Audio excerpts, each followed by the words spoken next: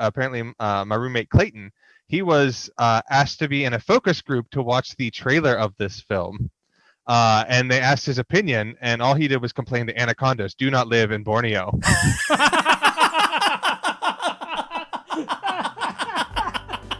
Sadly, his comments for the focus group did not get them to reshoot the film. But just know he tried, listeners.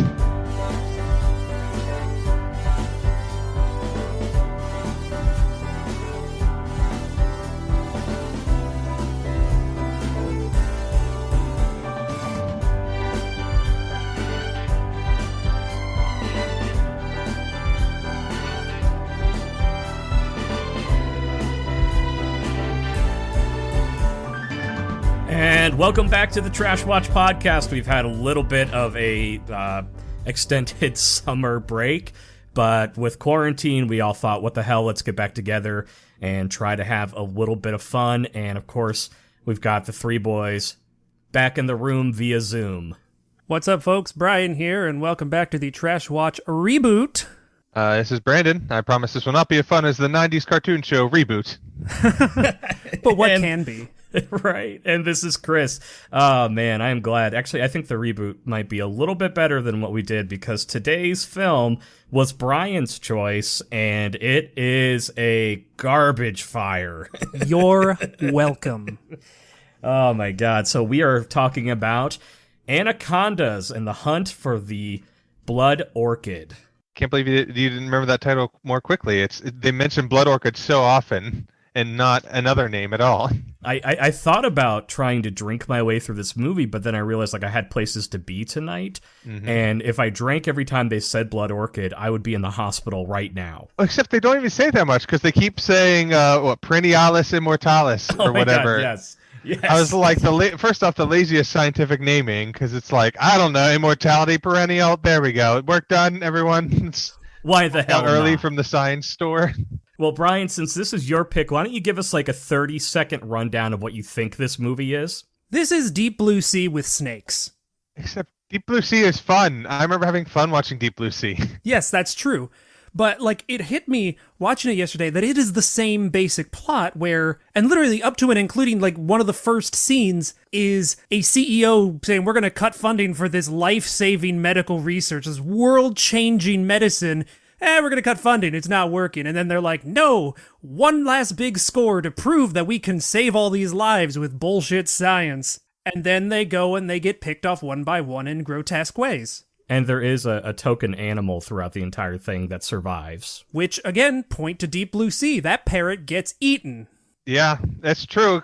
There's higher stakes in Deep Blue Sea. You're absolutely right. And if you're going to keep the monkey around, I needed more monkey hijinks out of this movie. Oh, man, I have a couple notes here. I had to rewind this movie embarrassingly more than I thought I would have to, because I had to see what the monkey was carrying at points. It was carrying a CD, and I wrote in my notes, we'll get to that, but I had, Chekhov's monkey with CD. I was waiting for that CD to be like the thing that like stops an anaconda in the end, and it just doesn't come back. It just doesn't come back. But so that's one of the ones I had to rewind, because when I saw it the first time, I thought he was carrying a knife, because you have the two heroes carrying like the bushwhacking machetes, and I'm like, monkey with a knife? This might be the best movie we've ever watched. That would it like if that was the end, like, okay, they're finally surrounded, like the biggest anaconda, the king anaconda was like bearing down on them, and then bam, monkey jumps down and stabs it in the head.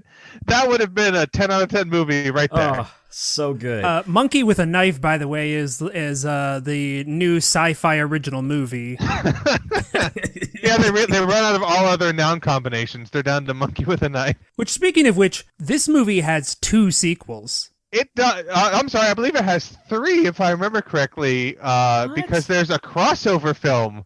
I don't know if you saw that. Yeah, that's right. There is a straight-to-TV movie that is Lake Placid versus Anaconda. Shut up. Wow.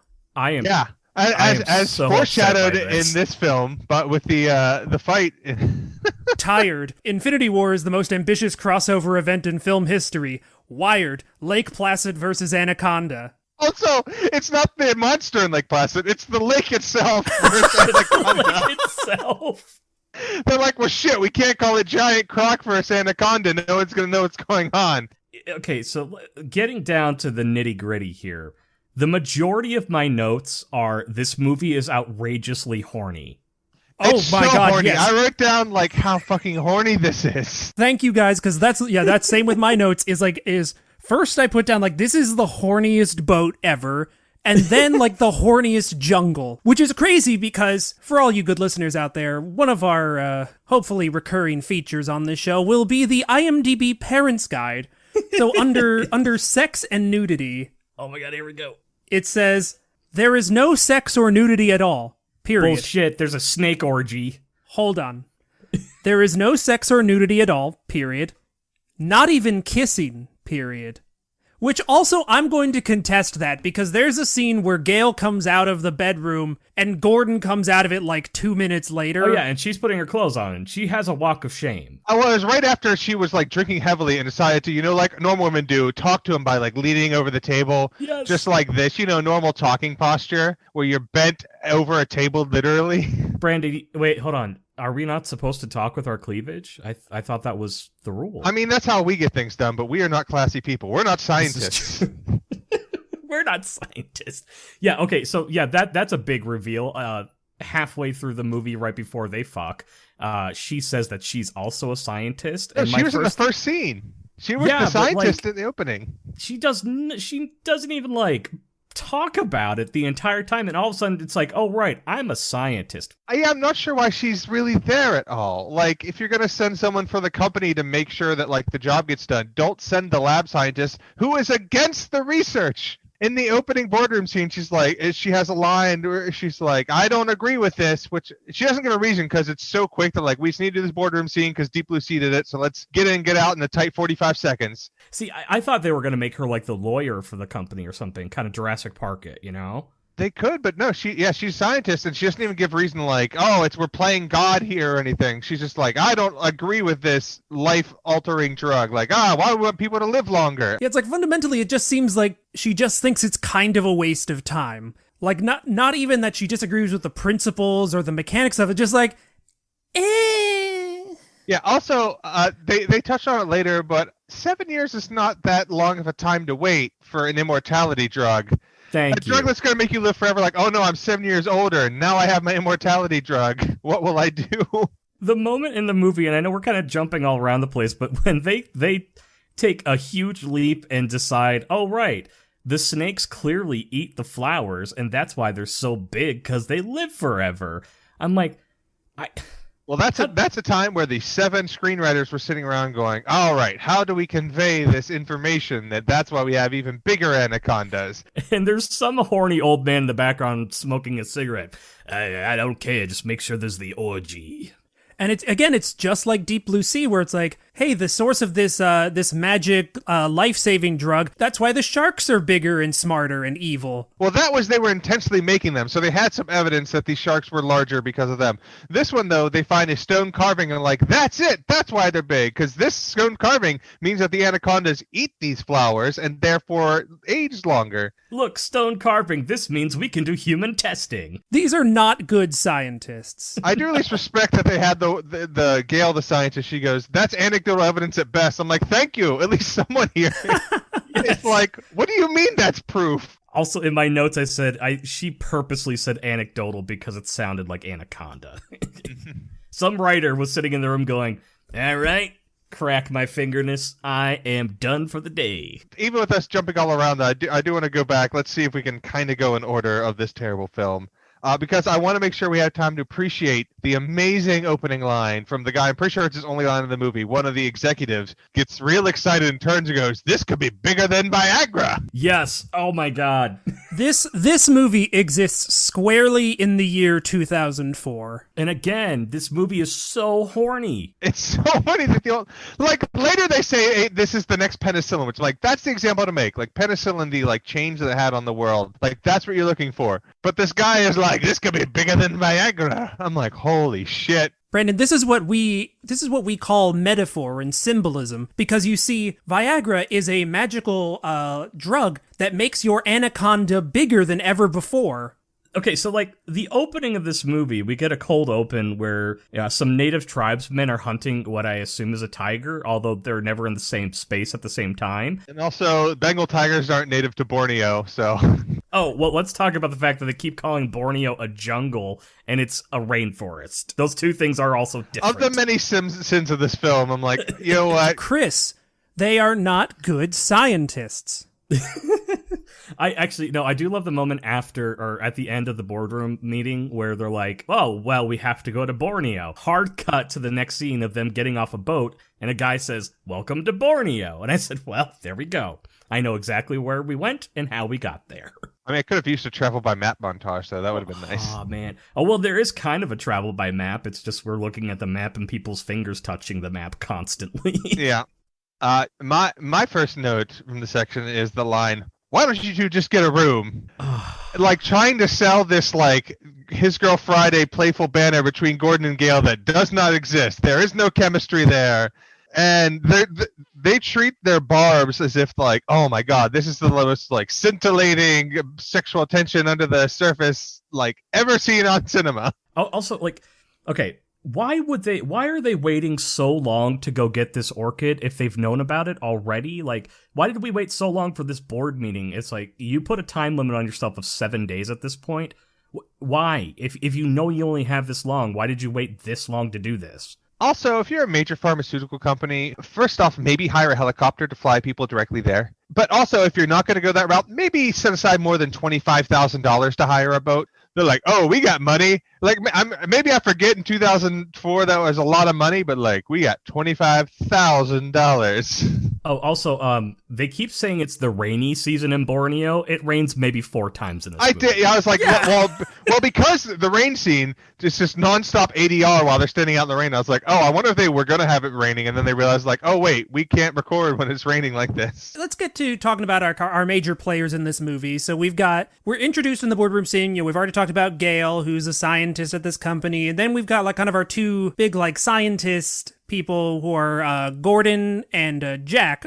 Jack I call bad guy McBritish. Like, it's clearly from the jump you're like, I don't like you. Well, I also think, and maybe I'm wrong here, but there are too many people on this trip. There are, because I had to write down all their names because I was getting them all confused. There was exactly one person too many on this trip, and his name is Cole. So a full rundown, our research team, we have Gordon, who is like the leader of the presentation. We have Evil McBritish, which I introduced. Gail is the scientist who works for the company with the money. Sam is the Southern grad student who is derided upon for being hired for her looks. Ben is the other grad student who exists to be a sexist pig and for you not to feel bad when he dies. Cole, as mentioned, is the one too many. He's the computer guy. He's our computer man, which, boy, some great lines from him. And then they get the grizzled old Captain Bill and his first mate, Tran. Don't worry, the white guy's in charge. We have one non-white guy on the boats, on the boat team, but don't worry, the captain's the white guy. We want you to go to Borneo and have to deal with non-white people, so... I love when they walk into the brothel looking for him, and it's just like, the ladies are like, oh no. And just cliches on cliches, the like grizzled old like captain, like, oh, there's one guy who's crazy enough to go down river, and he's drinking in this brothel, and then he has like the junker who's like, oh, don't worry, she's got a good boat. I'm sorry. I have to give credit to the real line. Yeah, she's ugly, but she puts out. Yeah. And I'm like, Jesus Christ. That's one of the signs where the 7 screenwriters got to that line and they said, like, all right, job's done for the day. Wrap it up, boys. We're not beating that line. Let's go get some drinks. We do a mislead where they come in looking for Jin Soon and they're directed over to Tran. And there's a whole gag where Jack talks in broken Indonesian and then he's like, I speak English, idiot. And then it's like, well, now we take you to the actual Jin Soon, who is a white guy, Bill Johnson. Ugh. Also, when he's speaking his terrible broken Indonesian, he has like a slip of paper with just that sentence written on it. He's not like flipping through an Indonesian guidebook. So if this guy had responded to him in Indonesian, he would not be prepared to say anything else to him. He would just like smile and nod and hold up a picture of a boat and be like, boat. Again, bad scientists. I was honestly hoping that this movie was kind of going to give us that Tran was the captain. Like, I was really hoping for a mislead, but the opposite way, but I know I shouldn't expect anything good from this. I briefly hoped that Tran would survive. Spoiler alert. He does not. I was like, oh man, he's making this pretty far in the movie. I thought he would die much sooner to establish that the danger is real, but fortunately they did not do that. So they get their junker boat. They have their ADR in the rain scene, that's where we're introduced to the grad students who are the exact same age as Jack. Holy shit. When he called them his grad students, I had to stop the movie because I'm like, no, one of them looks like he might be older than you. You're not that smart.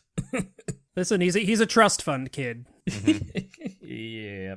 We're introduced to my favorite character in the movie shortly after, the tiny monkey named Kong. Yeah, in a weird like horror sequence where she's just like standing in a bedroom and then like sees a medicine cabinet as if there's an engraving on it that says like "Devil inside, do not open." Yeah. And I'm like, why is she so horrified to open up this cabinet? Like, what's... Because the music's so spooky. Exactly. Who let her hear the score? Who did that? Who was in charge of that? Oh, on the boat, though, before we got to that moment, I'm sorry, you say Cole is one too many, but Cole establishes his credentials as the computer expert when he does the map. He's like, look, here's the map of the rivers. Now, if we take the last 10 years of it and run it through the algorithm, we see this is the fastest route. And then after he does that, he says his classic line that we all know and love from Cole, I'm a bad man. Which, when it happened, I was like, why on earth is that line so out of place? Why is it there? And then you find out why it's there later in the film. And rest assured, audience, you will be let down. Anaconda's the hunt for the blood orchid. You will be let down. Yep. Oh my god. I can't get over the fact that this is a movie about snakes that eat people that just don't show up. Yeah, I'm like...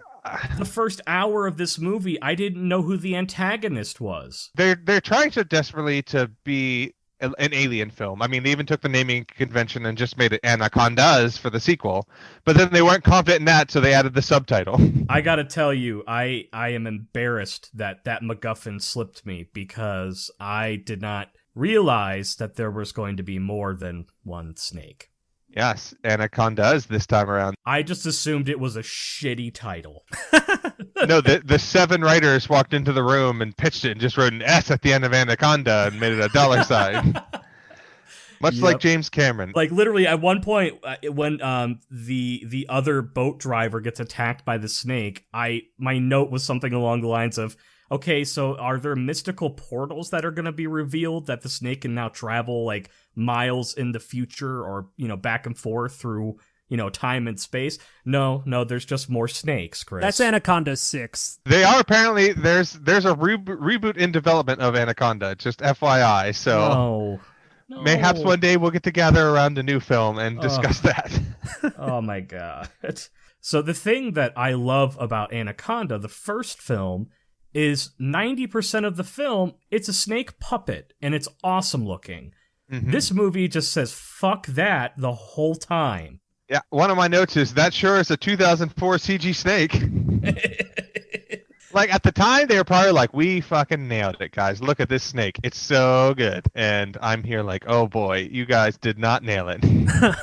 Oh, Brian, I think you were saying that there's a Anacondas versus Lake Placid? That was me. Yeah, that is the like 5-quel of both series. It was like the 5th in both series. Oh my god. So I'm starting to wonder if like there was foreshadowing because of the alligator fight.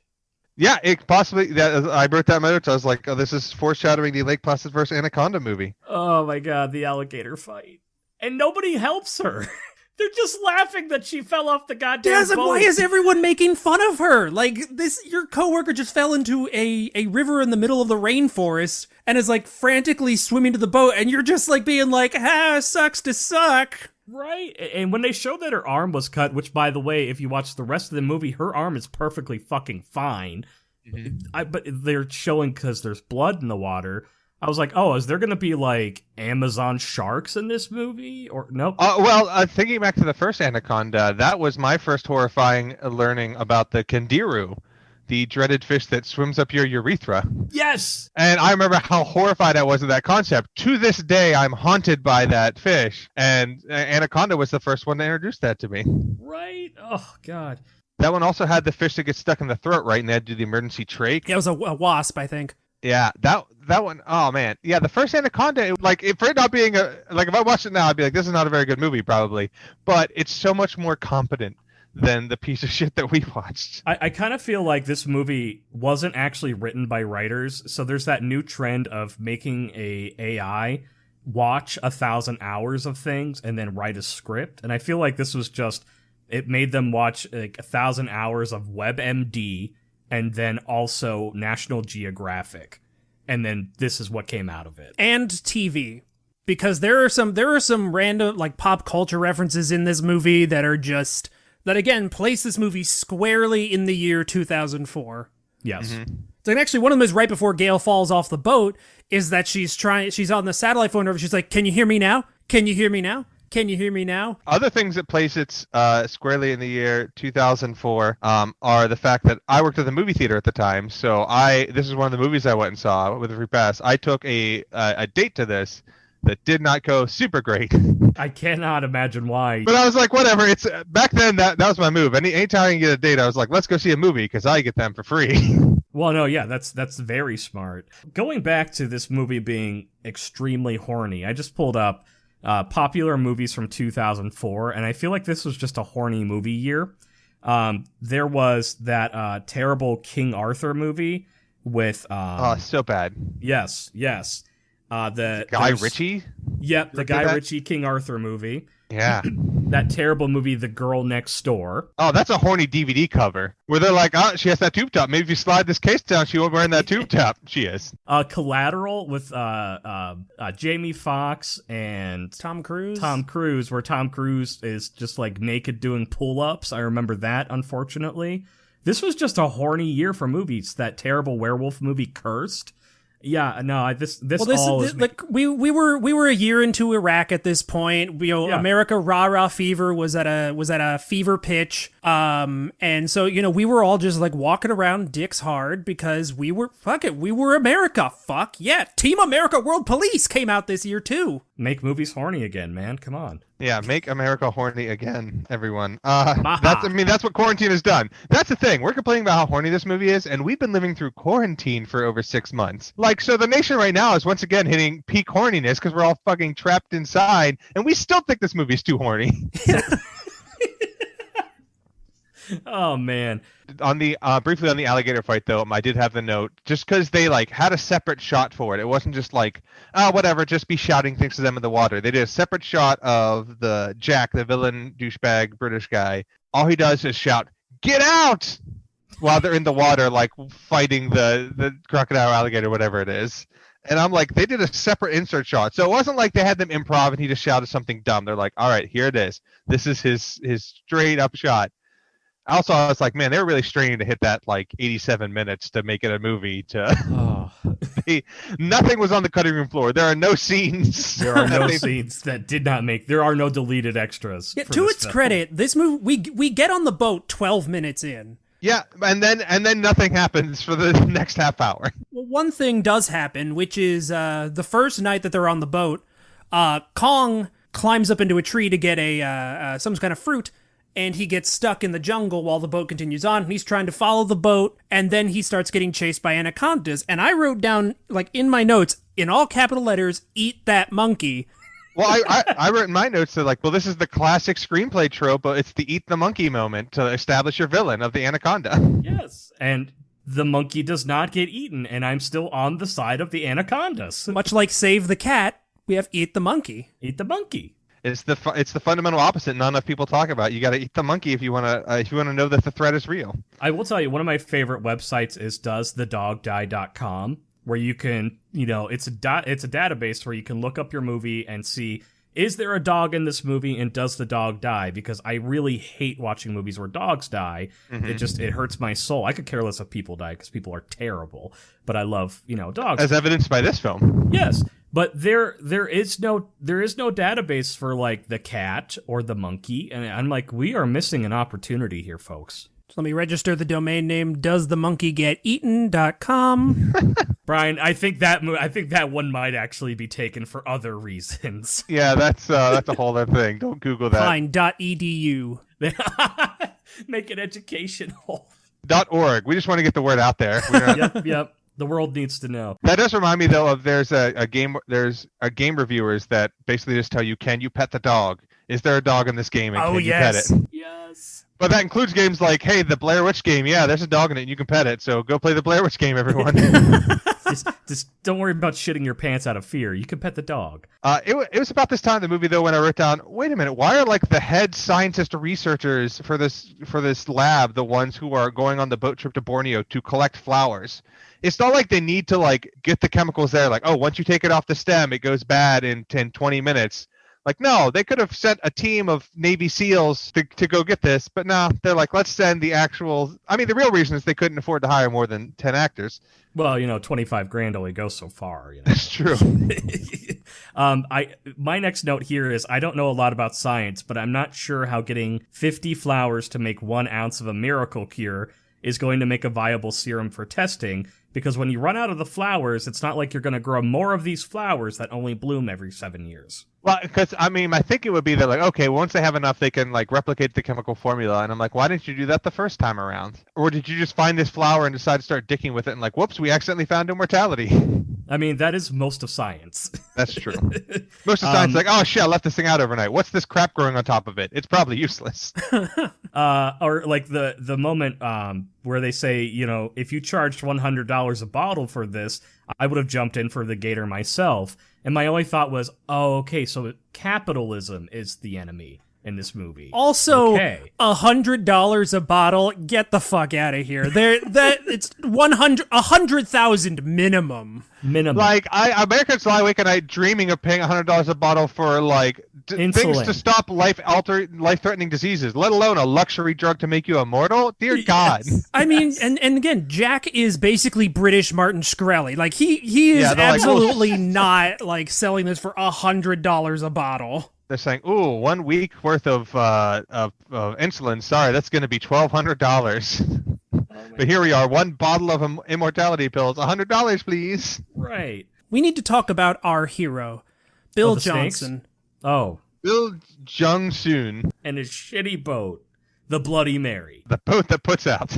I love that we find out later that he has a terrible past as a Navy SEAL or for a doing Marine. that. He left the army because he was tired of doing war crimes. Yes, yeah. And my favorite part is when he's like, well, it's kind of a long story. And then he tells that short snippet, and then she looks at him and goes, it wasn't really that long. So then he tells a little more, and the entire runtime of even the longer version is 30 seconds. I check the timestamps of when he starts and when he stops. I did terrible things. Yes, you did. Like, well, I was American soldiers. Like, oh, war crimes? Yeah, war crimes. Well, and then after my brief stint at Abu Ghraib. So, it turns out the rainy season is getting bad, though, and the captain thinks they should turn back, but evil McScientist is like, how about another $50,000? At the end of this scene, by the way, as the captain is going to go ahead and push through the rain, as soon as Jack leaves, he just takes out this like bottle of liquor and just starts chugging, and it's like, absolutely not. No, like, you need sir. your wits about you. I'm paying you $50,000 to stay sober and keep me safe. It's like, and then I think the next cut is he's like sleeping and waking up while the boat's just like rolling, which assuming his first mate is like at the helm, but he's like, all right, these are really dangerous waters. I'm gonna go take a nap. My next 2 notes here are back to back. We're 30 minutes in. I have yet to see a single snake. What gives? And also, I wonder if the cast was starting to think they were making a softcore porn film because this movie just got outrageously horny yet again. Oh yeah, that is because that's around the time when we get to like the table leaning cleavage moment, and yeah, they're drinking, and then also when Sam is flirting with everyone, when evil McBritish is like, we should fuck, and she's like, no, and then she sees the captain, she's like, we should fuck, and the captain's like, no. And then you have this guy, the guy Ben, who comes in and he has an earlier scene where he's basically like, it's like, hey, journey into a dangerous rainforest. Sounds like a perfect time for some fucking. Yeah, no. And also, look at this boat. I got tetanus watching this movie, let alone having my dick out on this boat. And Ben starts just hitting hitting hardcore on Sam. And it's just like, dude, first off, like, don't hit on your coworkers, especially on a boat in the middle of the jungle. It's like, and especially because she's in the middle of working. This movie seems to operate. They understand that, like, thank God we're still alive, sex is a thing, but they don't understand that doesn't happen while you're still in mortal danger. Like they keep being like, oh, we're in the middle of the jungle being attacked by snakes, and everyone gets super horny. And like, no, once you get out of the jungle, that's when you all get horny and like, oh, thank God we survived. Now let's just everyone fuck as fast as you can. Like that would make sense. This though, they're like, oh, we just went down a waterfall. Time to fuck. Listen, we don't see the end of this movie. When they get back to society, to civilization, they all go back and join that car crash fetish group in Crash. This is where I thought, like, I was trying to figure out, and again, not being a writer of film, but why would there not be a second science team that they're trying to race? I feel like that would make all of the bad decisions that are about to happen in the next hour make a little more sense. Chris, that costs money.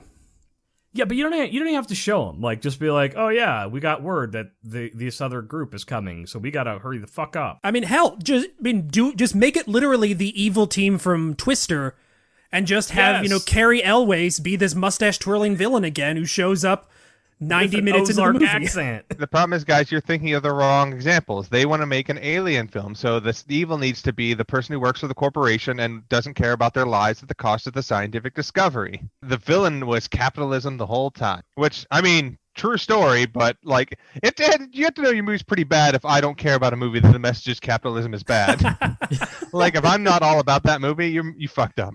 Also, here's my thing. Like, I am completely on the side of the Anacondas, because if you show up to my house, you break into my home, I'm in the middle of a giant orgy, and you're interrupting said orgy, yeah, no, you're a fucking asshole. Like, again, there are no stakes in this team not surviving. I was actually hoping they would all die. So we wake up the next morning and the rudder jams because we're in because the water's high and we're in all this like branches and stuff. You're right. They say the rudder's jammed, but I have written down what happens, okay? Because it has nothing to do with the rudder. Are you ready for this? They say the rudder's jammed, yet he goes back and checks the engine and then says he blew a head gasket. Now, I'm not a mechanic, but I know if the head gasket blows, the engine does not work at all. But somehow he runs back up to the front of the boat, throws it in reverse, and the rudder is not only clear, it's running backwards but can't keep up with the current. I think that's the propeller, not the rudder. The rudder, it would let him steer. I think multiple things are wrong with the boat, and they didn't really care what the word. The moral of the story is like, all right, we need an excuse for them not to make their turn and go to this waterfall. And they just like asked a mechanic, like, hey, give us 3 words that are about engines or boats. And he's like, rudder, head gasket. That's enough. Stop talking. Here's $5. Bye. Listen, these aren't good scientists, and he's not a good captain. Like none of these people know anything about their jobs. Yeah. A good captain wouldn't have gone out in monsoon season. Well, I mean, it's a really droughty monsoon season. On the waterfall crash, I have 2 notes about the waterfall crash I loved. The first is once they realize it's coming up, Tran shouts, "Hold on," which some people do like grab poles and stuff, but I believe it is Sam like gently puts one hand on a medicine cabinet. Yes. I'm like, what? Yes. Sam, honey, I want to respect you. I think you're a real scientist. I think it's unfair that these sexist people are saying your looks got you here. But this is not a great look, hun. What are you doing? And the second is after they crash at the bottom of the water, as if to show that the boat is definitely ruined, they show the bottom of the boat with like a perfect hole in it and a fountain of water just like squirting out of it like an amusement park ride. Like, oh, look how bad it is. Water's just like gushing out of the boat. There's no way we can use this boat. Actually, Brandon, that's a really good point. This does kind of feel like a terrible Universal Studios boat ride show. Mm-hmm. This whole movie does kind of feel like that. Except the Anaconda would look better. They were going to make it into a ride, and then they realized it was too horny. Well, they realized, they're like, oh, yeah, nobody's coming to see the Waterworld show anymore. I guess we could do Anaconda's Hunt for the Blood Orchid. Well, see, if it was a Universal show, then explain the horniness, because then it'd be a bunch of, like, acting college students who are, like, working for the summer and just, like, all staying in, intern housing and just fucking every day. Then it would make sense. Yep. But these are supposed to be scientists, so it doesn't make sense. Oh, my God. The moment when Gale on the beach side says, "Thank God we can call the police." Mm-hmm. The police? Police, this waterfall attacked us. Like, she's not even a white woman. They should have had the white woman say that, because that's what white women do. They call the police in response to inconvenience. Oh, no, but they have the moment where the white woman cannot, for whatever reason, grab someone's hand and climb out of the water on her own properly to try to scare us into something else. Like, what? Huh? You could stand up. Just stand up. Mm-hmm. So Bill's like, okay, I'm gonna go ahead and put in a, we have this working walkie-talkie. I'm gonna put in a call to my pal John Livingston. We cut to the drunkest Australian just piloting this other boat in the middle of the river. At one point, he notices some burbling in the water behind him, and he's like, huh, that's weird, and like reaches for, we've all heard of Chekhov's gun, but this movie ramps it up, but it's Livingston's gun and satellite phone. And he's got a container that specifically says property of J. Livingston. In case and don't worry, if you have a hard time following, they will do like 14 establishing shots of it before it becomes plot relevant. And don't worry if you feel like you should have any sympathy for Mr. Livingston, because you don't have to, because they hint very hard that he killed his fucking wife. Yeah, the much more interesting story is this like psychopath who murdered his wife and lives on a boat running from the law. Like, that's the movie I want to see. Yes, and it's just like, can we have anyone in this movie that we like? All right, now listen here, Bill. The thing is in order to avoid Johnny Law, I have to drop you off 25 miles from the city limits. You're gonna have to walk the rest of the way. See, that's the movie we want, and then it turns out the police have like deputized these anacondas to go hunt him down because they're the only ones who can catch this dangerous game. Well, so it's Rango at that point. Yeah, it's Rango with an anaconda. Yep, I like this. Hollywood, just send the residual straight to me, Hollywood. So now that we're out of the waterfall area and we're walking through the jungle, and once again Ben starts hitting on Sam, and he's basically like, he's looking at Bill and he's like, some people are protectors or whatever, blah, blah, or real protectors or whatever, something. And I just wrote down like, not now, dude. Like, I know. And then to rub it in her face, she's like, yeah, I'm going to fuck those two, looking at the captain and Tran. And I was like, that's a power move on her part. She's like, I'm going to fuck both of them and I'm going to make you watch. And so we end up at, on the other side of this forest area, we end up at like a big, like kind of marsh.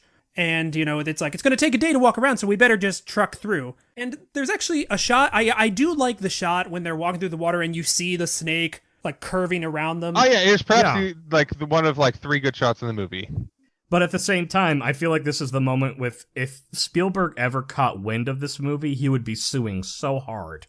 Well, I did say it was a bold move for them to blatantly, reference Jaws with Ben the asshole singing the music. Well, and even his kill looks like the kill from Jaws. Like, he's being dragged across the water back and forth. And I'm like, Holy shit. The movie does a really good job of making Ben's death very deserved. Yes. And yeah, which bothered me, actually. I'm like, I don't like, because now the anaconda is like, you want me to not be for the anaconda, but right now I'm like, yes, anaconda, please keep killing these horny monsters. Like, that's why they needed to eat the monkey, because the monkey comes back the next day, like when they're still on the boat, and it's like, you could have had the monkey die. And then I would be against the anaconda, because I love monkeys. Who doesn't? So 41 minutes into this movie, we finally get that kill.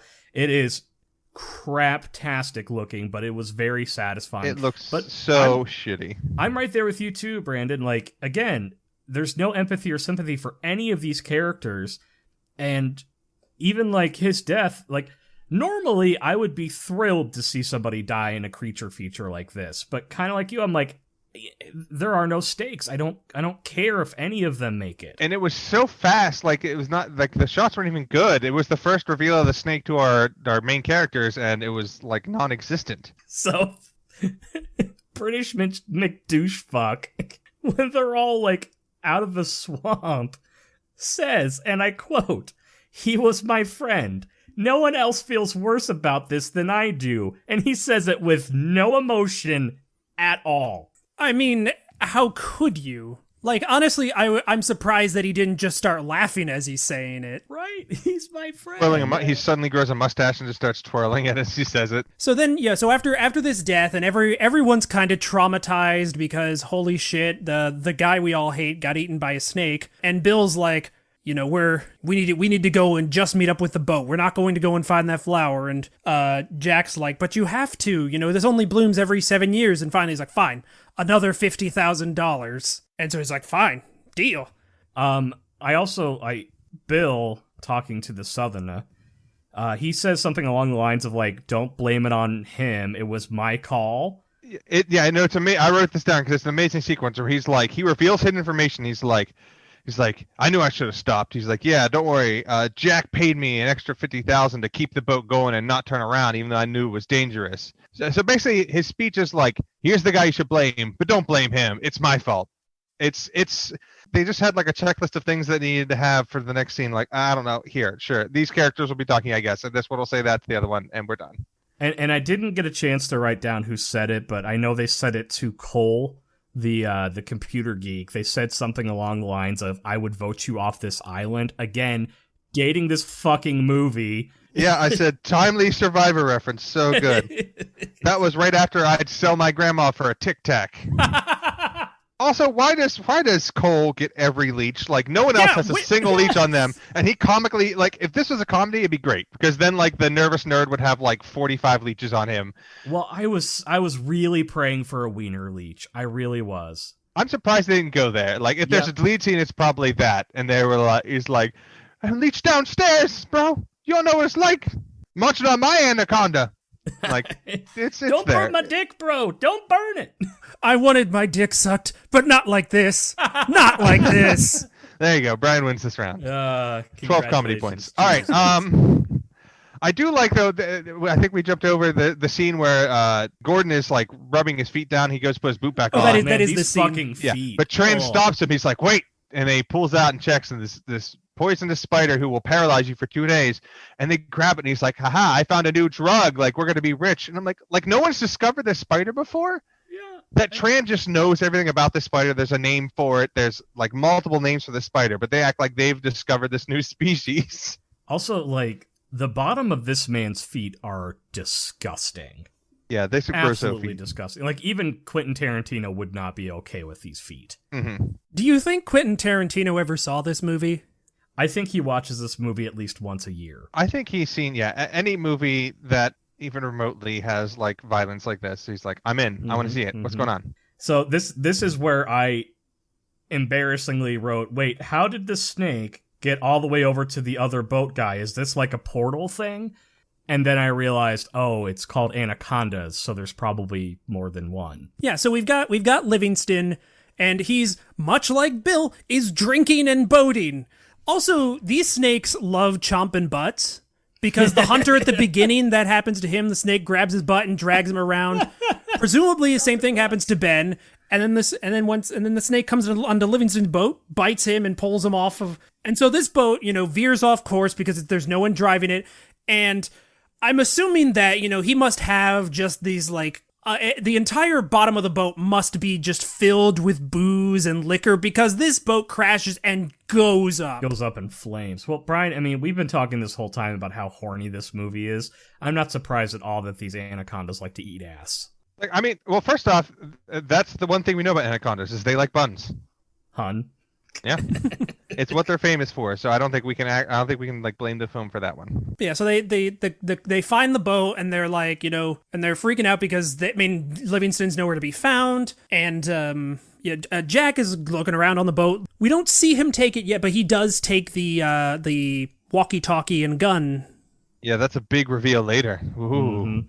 Mm-hmm. This is also the moment when we get to see the monkey carrying a flashlight, and it's the only reason to watch this movie. I rewound that no less than a dozen times because it's the cutest thing I've ever seen. The flashlight is as big as the monkey, and he's just like... Like, if there is a DVD of the movie that has just, like, B-roll of the monkey, it might be more worth buying the DVD than watching it on streaming, because that would be better than this movie, if there's just B-roll of a monkey messing around on set. Oh, okay, so I had to point this out, too. I don't know if you guys caught this, when Tran picks up the flare gun bag, and he has, like, a cool guy way of opening the cool guy flare gun. Oh, yeah, he, like, fist, he's like, oh. It's the equivalent of, like, knocking the, like, top of a beer bottle, like, knocking the cap off a beer bottle on a counter. He's like, boom! Cool guy way of opening cool guy flare gun in distant shot where no one's paying attention. Mm-hmm. I mean, whatever you need to survive making this movie, because... Yeah. Shortly after this, we find Livingston's body, but he's been regurgitated. Not before we get. We're starting to get into comical, goofy territory at this point, because this quick zoom onto Bill's face. I wrote that down. That is a Sam Raimi zoom through and through. They find the body, and then we just this rapid, just like Evil Dead, zoom on Bill's face really quick. He says the anaconda got him. How the hell did he get to that assumption? Because there's only one predator in this jungle. Well, okay, yeah, I guess there's one. Ben's dead now, so there is just one predator in the jungle. Yeah. One non-sexual predator. I don't know. Oh It is mating season, so these anacondas are extremely sexual. How does Bill know everything about fucking anacondas but doesn't know it's goddamn mating season? He's like, oh, it could be more than one, unless, oh, right, mating season. Here's everything about anaconda's mating season. Well, he likes to watch, you know. Well, I mean, they teach you that in the military. Anyone who goes through basic training, you learn all about anacondas and jungle survival. Because, that's what you need when you're going to the Middle East, is to survive in a jungle. Famous jungles of the Middle East. And this is where we get the first instance where someone says snake orgy, and my only thought was better movie. That's a better movie. Snake orgy. It is. That's the Asylum version. Yep. Yeah. Yes. It'd be a lot more about being stuck in the snake orgy. And like one of them would have been captured, like, oh yeah, they like have a person they eat slowly throughout the orgy, and like you'd have to go and try to rescue them. It'd be focusing on the snake orgy instead of waiting like an hour in to get to snake orgy. Brandon, I know what you meant, but the phrase "stuck at a snake orgy" just has me picturing like when you're the third wheel at just like a party, like all these snakes are just like in their mating ball, and Bill or whoever's just sitting in the corner with a can of beer is just like anxiously taking a sip every now and then, just like, man. Well, like one of the snakes is your ride, so yeah, it's like I you have to call Snake Uber to come get you, and I don't know anyone here. Yeah, it's like I'm not great with anatomy. I don't know what I can put where on these snakes. Oh boy. Do we just like do it into the middle and just roll around? Is that all? Yeah. I've never had sex with a ball of people before. I brought dip. Was I supposed to bring dip? I feel like I should have brought something else. I don't know. I'm sorry. Yeah, it's gonna make me a little bloaty. But guys, I really wish I could participate in this, but all the condoms got soaked when we went over the waterfall. Yeah, it's like I know you have latex ones, but I'm allergic, so I only had my sheepskin ones. Guys, I just don't know if it's safe to do this. I mean, it is mating season. Like, yeah. I can't raise I get a snake snake transmitted right disease.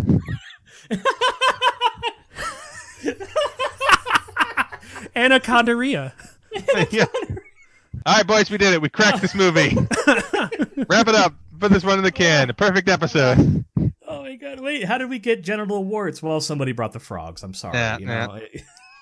Oh Can't believe I got an anaconda pregnant. Now I gotta send alimony out into the fucking jungle. Do you know how many snake babies anacondas have? I can't afford 50 babies. At this point in the movie is though when I pretty much like stopped taking diligent notes. I still have some more, but I was not like scene by scene. I got to make sure I remember what happened here.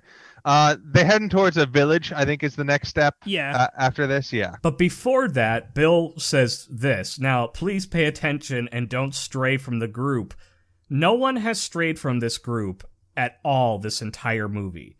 Like, that's the one trope this movie doesn't do. It's like, stray away from the group and then get eaten by the anaconda. And again, this is the horniest group ever, so they are staying extremely close together at all times. And also, everyone's listening to him. It's not like, oh, the arrogant scientists, like, ignore the guy who knows the local information. Like, no, they all listen to him, like, with the exception of the one time he's like, hey, maybe go down the river for money, and the captain went, okay. I'm pretty sure it's the only reason why they survive. Yeah.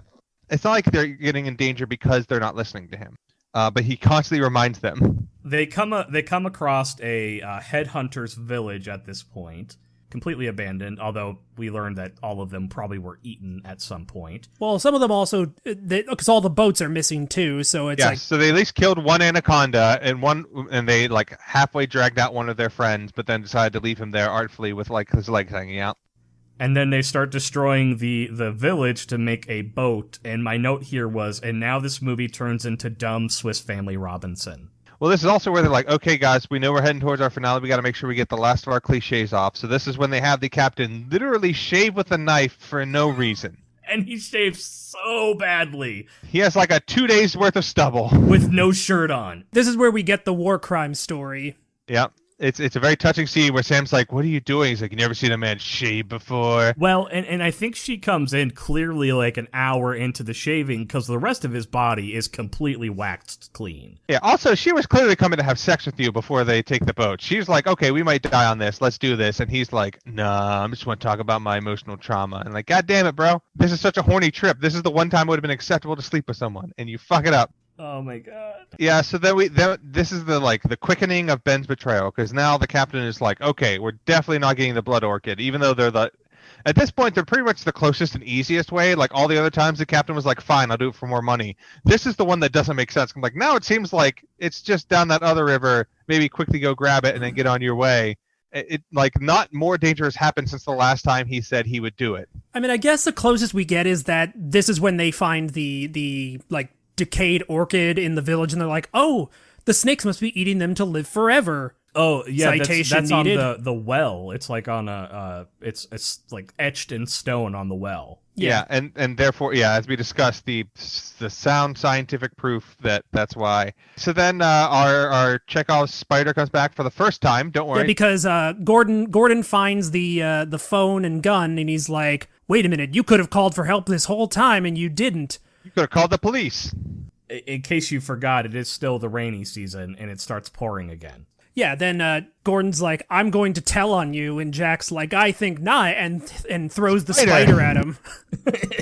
But, importantly, he then immediately puts it back in the specimen jar, which is like basically one of those like urine test cups with like the screw-on lid that apparently is just like is broken because that shit comes undone super easily later. Uh-huh. Yeah, also, apparently the spider can just breathe through it. I don't know if he stopped to poke holes in it or what, but the spider seemed to be in there for quite a while, just fine. And for being paralyzed, this man sure moves a hell of a lot. Like, he's doing, I will give him credit, he's doing some bomb-ass eye acting. Yeah, this is one of the better bits of acting in the thing, when he's paralyzed and he has to, like, really sell that. I think he does a pretty good job of it. Yeah, so, yeah, Jack joins the group, and he's like, Gordon's taking his time, he'll be along, like, not entirely sure what Jack's plan was if Sam didn't go to check on him, because... Yeah, they had all loaded up the boat, and they were like, well, let's go. Well, the only thing I could think is, like, he was hoping, oh, he'll be paralyzed for 2 days, so that's 2 days where he won't tell on me, and that's enough time to get what we need to get. He's like, oh, one of those spiders must have got him. Which, again, is a big leap. But so, yeah, Sam goes to check on him, and... She sees the bite, and she's like, oh, Jack must have sicked the stone spider on him. And we see another terrible snake. We get that good eye acting, because he's looking at her and just kind of looking around him, and then suddenly he just starts looking at the ceiling, and then we cut to like a shot looking up at her, and we see the snake moving in the rafters. Again, another good shot. Yeah, and it does. It's much to Brandon's point, it is very alien-like, We're just getting little hints of it in these corners and things, and I like that. Isn't it weird that all the best parts of the movie involve the killer snakes? Who would have guessed? Okay, so this is my next note. After he gets eaten by the snake and they burn the village down, two things. First off, the snake screams. Did anybody catch that? Oh, I missed that. Yeah, no. The snake makes a terrible sound, and I didn't know snakes could scream. Is that it reacting to the fire? It's like, oh no, fire, my one weakness. Right, oh no. And then also, as the thing is burning, they're all figuring out what to do because the raft is going. And my note is here, for a movie about anacondas, no one is concerned about the anacondas at all. They seem pretty cool about it, with the exception of Cole's occasional screaming. Also, my note about it, while the village is burning behind them, there are a couple shots where it shows them all with the village behind them, and it looks like a 1970s green screen. It's so bad how, like, not in front of that burning cottage they are. Like, I'm like, why is this? It's 2004. Like, and it's at nighttime scene. Like, you can hide all sorts of visual effects sins when it's dark out. Yes. How did they fuck that up so bad? I was surprised that most of this movie is during the day. So yeah, Jack steals the boat, and they're like, wait a minute, he's clearly going for the orchids. Well, if we just cut straight through the jungle, because the river curves around and around, so if we just cut straight through, we can cut him off at the orchid and steal the raft while he's going to get the flower. And they start going, and then they immediately slip and fall into the happy fun slide cave. Okay, yeah, I missed exactly what happened. All I know is they get split up, and I'm like, wait, how do they all get split up? Because and one of them says, like the snake, it's trying to separate us, which, like, are they raptors now? Did the snake like carve these tunnels? Like, haha! Now when they come to us, this is there like a switch that they hit? Is this a trolley problem? And there's a snake like, boom, 3 that way, 2 that way. It's a universal theme park at this point. It is, man. Oh, oh my god. So yeah, they get separated, and it's at one point you have Cole and Tran. Well, first it's Cole gets separated first, and really just because he turns around and is like waving the flashlight at the water behind him for no good goddamn reason. And it's like, and then he's like, guys, and they're shouting Cole, and does the usual smart thing, which is walk in the opposite direction of where the sound is coming from. This is where we get the death of Tran, who like falls into like a hole in the rocks or something that just like leads to this this underwater grotto where he's just like, because it's like he falls through the ice. Yeah, like the way that it happens, and he's down in there and he's trying to find these air pockets to breathe, and then whoopsie doodle, here comes a snake. I think it would have been better for this movie to have let him just drown. Give us another thing that's different. Yeah, that's a non-snake death. Yeah. Uh-huh. Because also his snake death is really like mostly off screen, and like they just come back and see like a bloody pool with his lantern floating in it, and like, okay, he's dead, don't worry. Yeah, you get the shot of the snake like coiling around him and like him dying, but it's like you need to give him like he needs to take out the snake. Yeah, he needs to fight the snake. Also, I think this would have been a great time to add more cliches and have us not see what happens to him and just assume he's dead, and then have him come back at the end and like jump out of a tree and like save the group. He's the one that cuts the head off, not the other lady. Yeah. Yeah. So eventually they all climb out, and I was like, oh, this is the Descent prequel we've all been waiting for. As they're climbing towards the one little thing of light, and then they all like the skinniest people in the world get stuck like they're Winnie the Pooh in this tiny hole, in this like hole that they can easily fit through. Oh bother! Like Cole is like the smallest person in the group, and he's like, "I'm stuck." Like, are you though? Are you stuck? And of course, here comes a snake ready to chomp more ass. Now, okay, I will say this. So we've seen nothing but shit CGI this entire movie. I'm pretty sure this is a puppet at this point. Oh yeah, for the one like sticking its head out the Winnie the Pooh hole, and it does look pretty good. Yeah, if there was more of this, it would have been good. They should have had a couple of these like sticking out of the water, like attacking the boat or something. Mm-hmm. Maybe have the anaconda show up while the movie is still in the beginning. Yes. And so the snake is poking its head out and it's roaring, trying to bite at everybody. And Sam just runs over with a knife and fucking like samurai yells like John Belushi and just slices this thing's head off. Like in one swing. It wasn't like a multiple like chop. Like she has some biceps on her, and she just like right through it in one go. Well, and then we have the moment where Cole afterwards is yelling that, how you like me now, bitch, and all this stuff. And my only thought was, oh man, he's gonna die. Because it's just going on just a little too long. Yeah. And then he gets So yeah, surprise, surprise, yeah, Snake gets him, and every single other person the snakes have attacked, like they get eaten and killed instantly. But the snake like comes up a tree and is like, I guess like saving him for a snack later. It's like, slowly crushing him and then like looking at him like about to bite him. He's like, oh, I'm gonna bite you. He wants to taste the fear. It's important. Snakes could taste fear. Just like, I'm gonna crawl up in this tree and just kind of let you hang in my coils for a little bit. And then the biggest twist of all, when you have a villain and you want us to be really worried about it, you need to establish like the threat and how difficult it is to defeat an enemy. What's a little deflating, much like Tom Bombadil just tossing aside the one ring, deflating its power, is when Bill throws a single knife like from 30 feet away at one anaconda, instantly killing it. Anacondas are like buffalo. You spit the bullet out at it and you kill one. Yeah, because he was getting crushed, and he's like, as soon as I saw him, like, oh, he's not eating, so he's gonna get saved. And I was like, I wonder how they're gonna save it. And then Bill just like one tiny like pocket knife, throws it up, hits the snake in the head, snake's dead. Well, it was part of that anaconda snake training he got in the military, Brandon. That's true. For all the desert anacondas they have to come up against. He just imagined that the anaconda was an Iraqi civilian. Oh. Oh my god! I'm just imagining an American Sniper sequel, but it's all anacondas. Anaconda Sniper. An anaconda with a really bad baby puppet in its coils. So here we go. We're at the snake orgy. First we see Jack McBritish. Like he goes up and he sees like, oh, the flowers are over there. That's a real slippery looking like tree I have to walk across. Maybe I should get someone else to do it. Walks back to his boat, which the others have found, and he pulls a gun on them. He's like, all right, you're all gonna come with me. If you got to get these flowers, and then we'll all be happy. Which, if they had just like taken the boat the second they got there, but they like dilly dally. They get to the boat and they're like, "Phew, we found the boat. All right, let's sit here and relish our victory Yeah. Oh, and I forgot.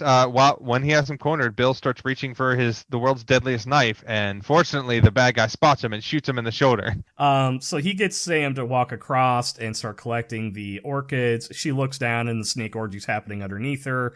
I mean, if this movie had any stakes, there would be tension in this scene, but there's none. Like, I felt nothing watching the scene tonight. And then there was a moment when she slips and she's holding on to the backpack full of the orchids. Which she doesn't zip up, by the way. Which is so stupid. But he yells at her, "Throw me the pack." And my instant knee-jerk reaction was, "Throw me the whip." And then I wish I was watching Raiders of the Lost Ark. Yeah.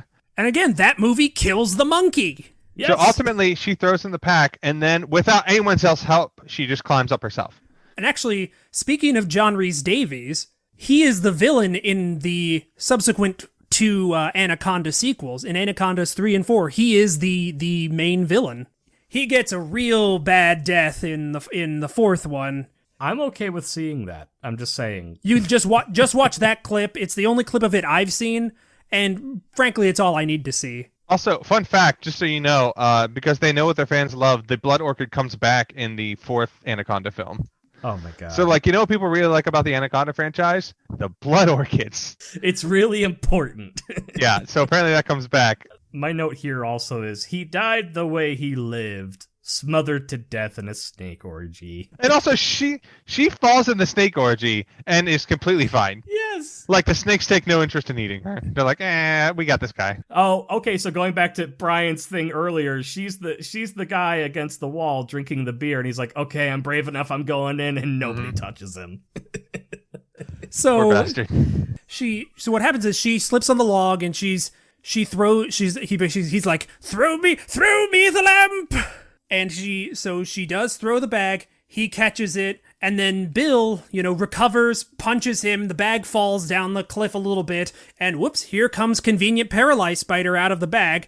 Jack climbs down, grabs the bag, starts to climb up, Spider bites his hand, and one of my favorite funny shots in this movie is he's starting to get paralyzed and he's locking up, and Bill's reaching down like, take my hand, guy who tried to kill us. Meanwhile, Jack's just got this look of like, Argh! And it's this really ridiculous look, like he has the face of someone who just got slimed at the Nick Kids Choice Awards, and just like is like, and then just falls to the side off the cliff into the snake orgy. Yes. Well, I think this is a result of a couple things, of the writers knowing enough tropes that they try to put him in but not understanding them.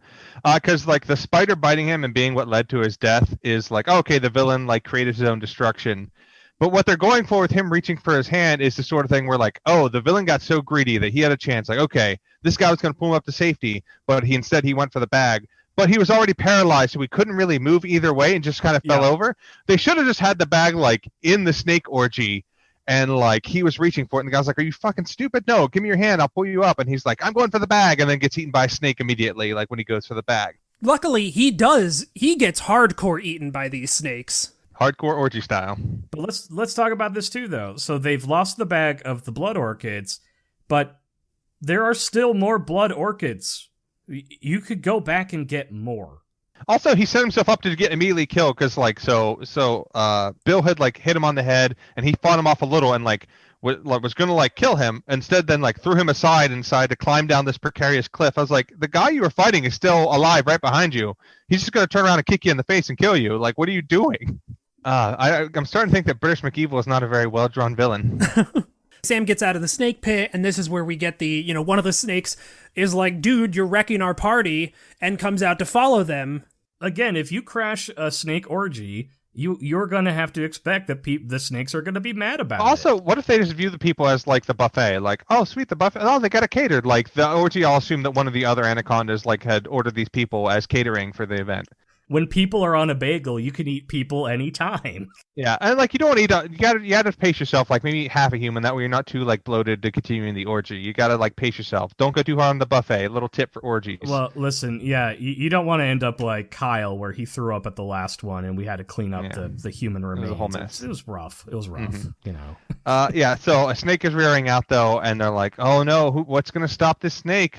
Because I can't remember what happens. There's a Mr. Magoo sequence where someone drops a gun. They're like, "Whoa!" Well, someone throws a like a thing of gasoline at it, and it like bites the container. Now we're at the end of Jaws. Yes. And like it bites on the gas container. It's like, throwing it around, just covering itself in kerosene. And then I think it's Cole is the one who shoots it with the flare gun. It is, yes. I don't know how Cole gets a flare gun, because before, like, I'm pretty sure someone else had the flare gun and they dropped it. It was Tran. He had the cool guy flare gun. That's right. Well, I thought in the same scene someone else had picked up. Regardless, Cole has the flare gun, and much like the Jaws before him and Deep Blue Sea after that, they shoot it straight in its now flammable mouth, and the snake then conveniently falls backwards into the orgy before exploding. Yeah, and again, like all these snakes explode, which are they all covered in kerosene too? Again, that was my question. Well, don't worry, because the few who survive then get covered by rocks. So. Yeah, because this cliff like just like collapses in on itself, and with it go the blood orchids. But all this shot is worth it, because then we get the greatest callback in the history of cinema. They turn to Cole and they go, "Great shot, Cole." And he goes, "What can I say? I'm a bad man." Some guy in a movie theater in 2004 in the back of the house is like, "Woo!" That's right. They had a terrible, clunky, awful line earlier for a terrible, clunky, even worse callback later. Well, and going back to your working in a movie theater days, Brandon, I feel like this is the moment where when you hear, the fifth, and I'm a bad man, that's you being like, all right, I got to go grab the broom and get ready to clean up house 2. Yeah, that's the sort of line that it's close enough to the end that I might have caught that while I was sitting there waiting to sweep, like, on the side. That's why I like doing musicals, because, like, I worked there when Hairspray was out, and it was great, because I was like, oh, I was jamming to the music, and that was fine, but this is the sort of awful thing that you sit through. Ugh. Yeah, my final 2 notes are, it took 7 people to write this. Yeah, so we cut to the next day, and they're riding the raft down the river, and the monkey is hitting on Gale. Again, the horniest jungle. Yep, that monkey copped a feel no less than a dozen times. Oh, yeah. And then he's basically, someone says something like, Bill's like, "I know a shortcut," and they're all like, "No," and it's one of those wacky sitcom endings where the guy's like, "I'm gonna make a joke about the thing that got us into this mess in the first place," and then we'd freeze frame and the theme song would play, but instead we just kind of pan up. And the most 2004 song ever starts playing. Yeah, the butt rock that comes in.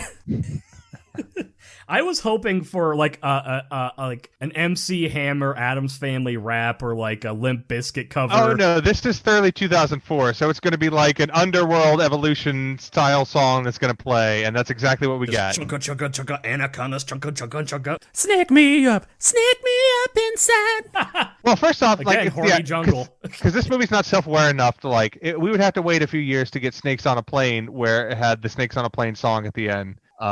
Which gives us the line, "Snakes are slithering like cold-blooded cinnamon." Oh, you're fucking shitting me. No, trust me, I cleaned that theater many times, so I'm aware of that. 2006 film, Snakes on a Plane. Snakes are slithering like cold-blooded cinnamon. So good. Oh my god. I mean, again, that would be the, Deep Blue Sea did it better when they had, deepest, bluest. My hat is like a shark's fin. Yeah. Like, that would be good, yeah, if they got the actor who played Cole to do a rap song, talk about my anaconda. Instead of saying DJ Khaled, it's like, "I'm a bad man." Yeah. Bad Man would be the name of the song. I'm a bad man. Bad man. All right, so before we get into the trash to treasure, let's do a round table. Would anyone even fathom watching this again or telling someone to watch it? No, there are so many better, like, anything that is mildly enjoyable about this awful film. There are so many better examples of awful films to watch to get it.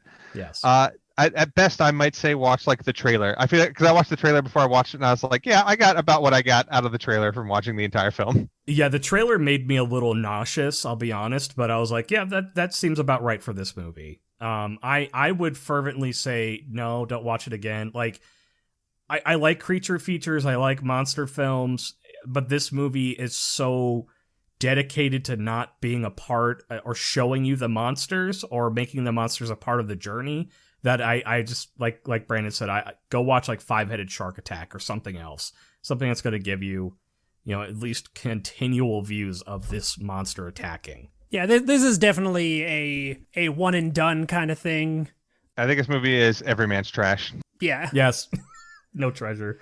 But there's no treasure to be found in this trash pile. I will tell you, there is a big treasure here that was brought about by this film.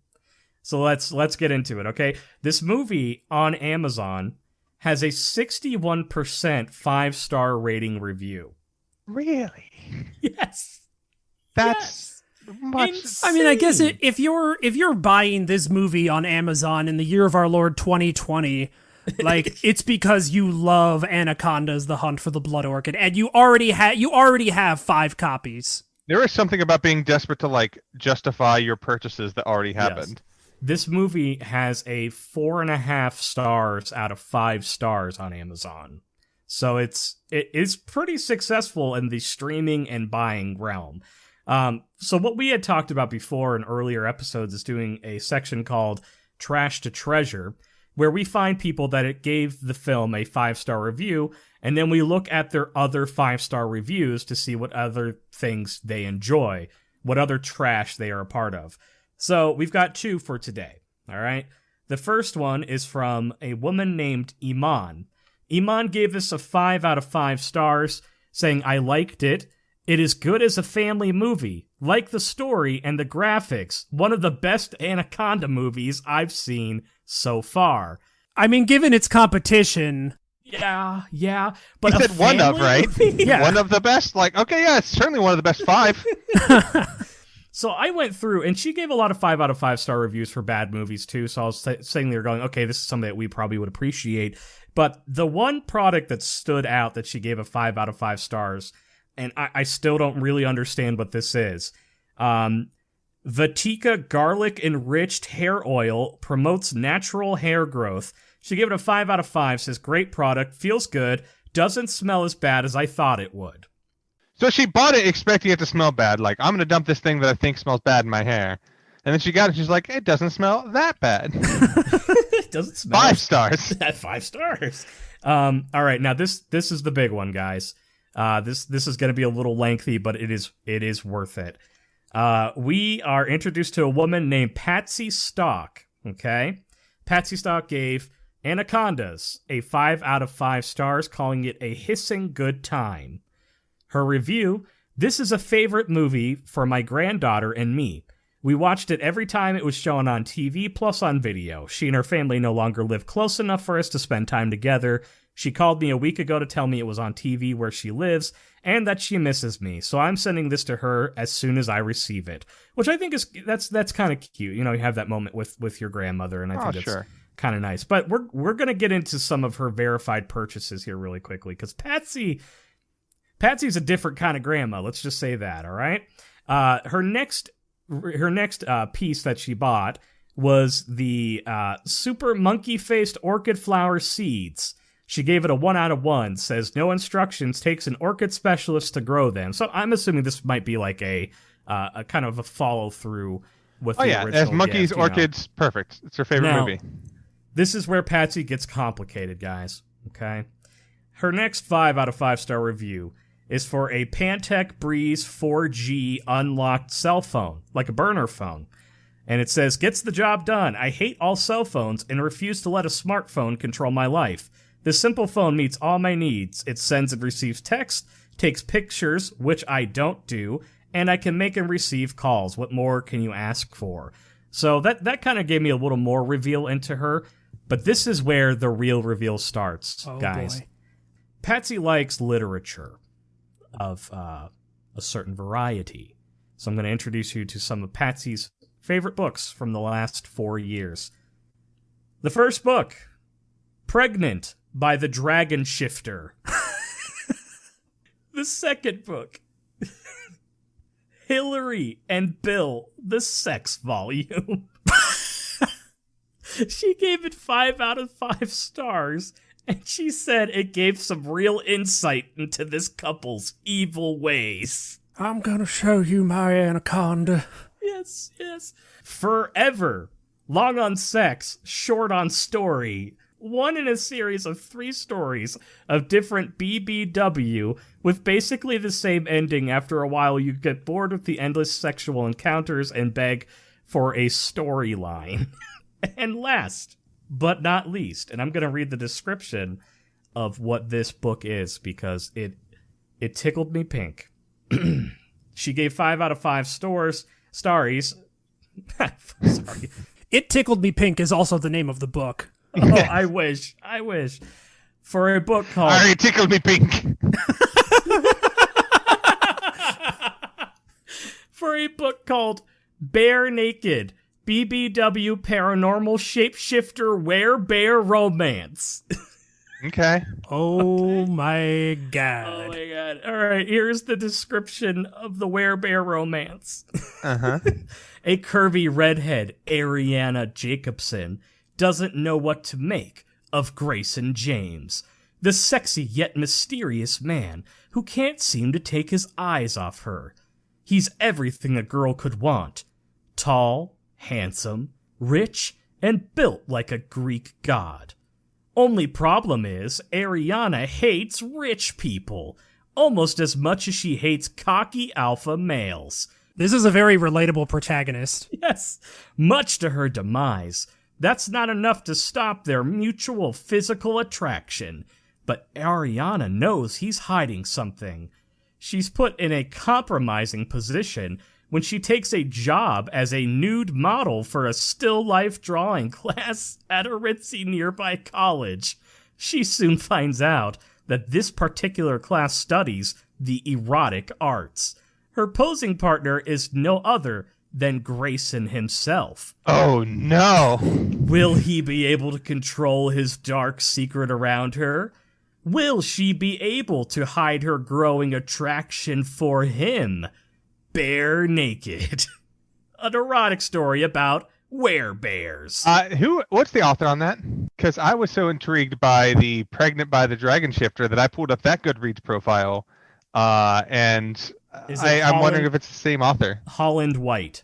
Okay, this is a different person, but it's interesting because Pregnant by the Dragon Shifter by Jasmine Wilder, the description starts off, curvy girl Iona Fraser. I'm like, apparently that's her wheelhouse.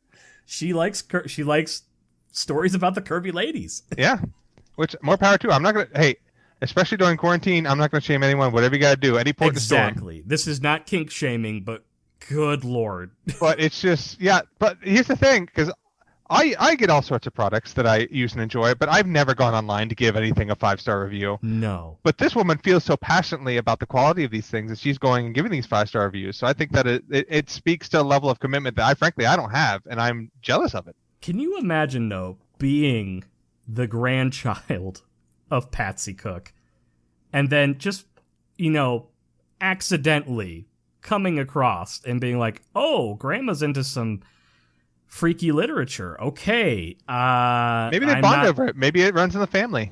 Like, did grandma enjoy ANACONDAS, The Hunt for the Blood Orchid for other reasons? Not only because it's the horniest I was going to say, that's why she likes it. Is because it's all about big snakes coming for butts. These snakes are the Tina Belchers of the animal kingdom. Yes! Erotic snake fiction. I do want to give a tip of the cap to the director of our film, Dwight H. Little, because apparently it's a little bit of a habit of him to direct some sequels to existing franchises. Okay. He is the director of Halloween 4: The Return of Michael Myers. Oh. And he is also the director of Free Willy 2: The Adventure Home. So after directing Halloween 4, they were like, I think this guy can, and Free Willy 2, they're like, I think this guy can handle doing the Anaconda sequel. Sign him up. So to wrap it up, box office for this film, estimated $20 million to make the movie. Opening weekend grossed a little under $13 million, which not too shabby, I guess. Gross USA, $32 million. Cumulative worldwide, almost $71 million. Wow. This movie is remarkably popular. Yeah. Ugh. Well, the joke's on them, because I didn't pay for my tickets to see the film. Joke's on them. This shit was streaming free. Thank you, Brian, for making me not have to pay to watch this. Yeah. So to kind of fill in everybody, we took a little bit of a break trying to reformat the show and figure out what we were going to do.